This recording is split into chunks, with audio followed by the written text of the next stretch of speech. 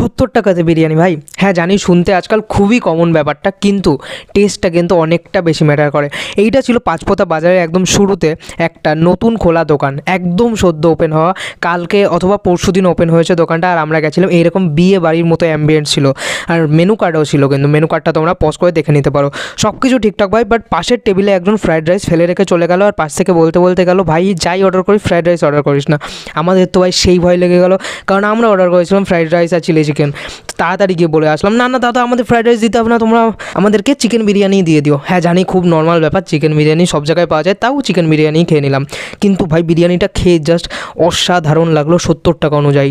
এই চিকেনের পিস, আলুর পিসটা সেই লেভেলের বড় ছিল, মানে 70 টাকা অনুযায়ী বড় আর কি।